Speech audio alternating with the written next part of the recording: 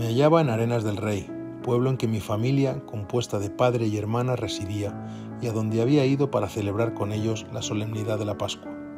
En el momento del terremoto me encontraba en la plaza del pueblo. Lo que allí pasó no es para contarlo, sino para visto y oído, pues no hay palabras con que referirlo.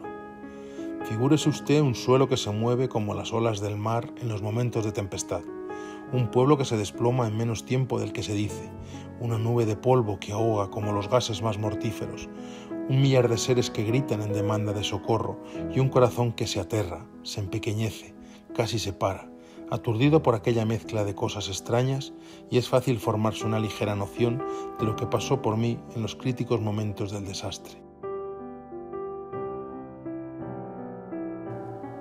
¿Cuánto tiempo me duró este paroxismo de terror? Lo ignoro. Solo recuerdo que estuve tendido, con el rostro pegado al suelo, esperando la muerte en cada segundo, hasta que el recuerdo de mi familia despertó en mi pecho el vehemente deseo de saber la suerte que habían corrido y de auxiliarla si era necesario. Me levanté pues y el instinto más bien que los sentidos me llevó al sitio donde antes se encontraba mi casa, convertida en ruinas en menos de un minuto. La voz de «¡Socorro! ¡Socorro!» con que mi padre clamaba auxilio me guió entre aquel laberinto de escombros, y cuando llegué al sitio en que la voz se oía más inmediata, comencé a trabajar con ardor febril, cavando con las uñas, destrozándome las manos, empujando con el cuerpo para hacer rodar algún trozo demasiado grueso y levantando con el hombro y con la cabeza alguna que otra viga que dificultaba mi proyecto. Por fin logré lo que deseaba. Había abierto un agujero capaz de dar paso a mi cuerpo, y me precipité en él con el ansia que puede usted figurarse. Comencé a palpar en medio de aquella oscuridad, guiándome por unos gemidos que llegaban a mí como ecos de muerte, y a poco mis manos encontraron unos brazos que se agitaban convulsivamente. Tiré de ellos y después de grandes esfuerzos conseguí mover el cuerpo con libertad.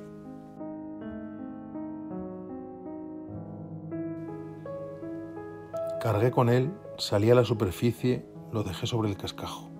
Comencé a palparle deseoso de saber toda mi desgracia, y unos débiles latidos del corazón me dieron a entender que no era un cuerpo muerto lo que había desenterrado. Seguí palpando, y al llegar a la cabeza, mis manos humedecieron con un líquido pegajoso que debía ser sangre. ¿Cuánto hubiera dado yo por una luz en aquellos tristes momentos? Pero no había que pensar en semejante cosa. Yo no podía proporcionármela, y a quién la pedía cuando todos y cada uno se ocupaban en llorar, en llamar a gritos a los seres queridos o en cavar como locos en los escombros para desenterrar a los infelices sepultados. El agua que caía a torrentes reanimó un tanto a mi padre, que a él era a quien acababa de salvar, y con voz tan débil que apenas se oía y que yo percibí con la atención que le consagraba, barbotó más bien que dijo estas palabras: «Mi hija, tu hermana».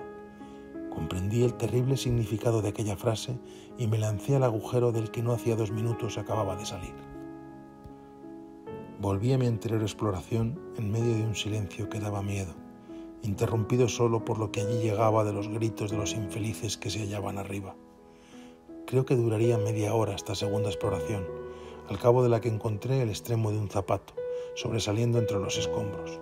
Cavé con las uñas con toda la energía de un desesperado, y cuando me hallaba a la mitad de la operación, un violento terremoto se dejó sentir acompañado de nuevos derrumbamientos.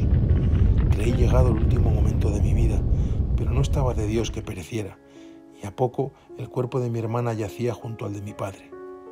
Con la terrible ansiedad que yo busqué el corazón, nadie puede decirlo, como tampoco lo que experimenté cuando me convencí de que mi hermana había muerto.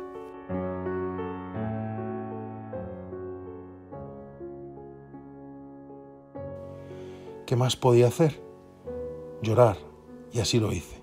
Sentéme al lado de aquellos 2 seres queridos y pasé la noche llorando como un niño, escuchando los gritos de todos mis convecinos y sintiendo un incontable número de terremotos que aumentaban el horror de aquella noche de desgracias. Por fin la luz del día vino a iluminar aquel campo de muerte y desolación. Curé a mi padre, que tenía una herida profunda en la parte posterior de la cabeza. Limpié el rostro de mi hermana, compuse algo sus vestidos y volví a caer desfallecido y cobarde en el sitio que había ocupado toda la noche. En el rostro de mi infeliz hermana se pintaba todo el sufrimiento horrible de una larga agonía.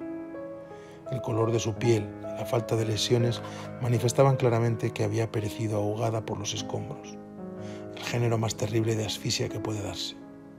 Seguí todo el día llorando y viendo pasar por delante de mí a gentes enloquecidas que vagaban de acá para allá sin rumbo fijo y sin dirigirme más pregunta que la concerniente a individuos de sus familias que no parecían. Y es que el egoísmo en trances tan apurados como el presente se revela de una manera feroz. La noche iba a volver de nuevo, y solo de pensarlo me estremecía de terror. El cadáver de mi hermana no podía permanecer insepulto. Supliqué a algunos de los que pasaban lo enterrasen, pero ese egoísmo que me hacía pedir a mí lo que tal vez yo no hubiera hecho por otro, motivaba que mis peticiones no fueran atendidas por nadie. La idea de que los lobos que suelen bajar a estas montañas y las bandadas de cuervos que desde el mediodía habían aparecido como puntos negros en el horizonte, guiados sin duda por su terrible instinto, pudieran hacer presa de sus carnes, me dio el valor necesario para apurar todo lo inmenso de mi desventura y consumar todo lo horrendo del sacrificio. Cargué con el cuerpo, fui al cementerio y deshice lo que había hecho. Esto es, enterré la desenterrada.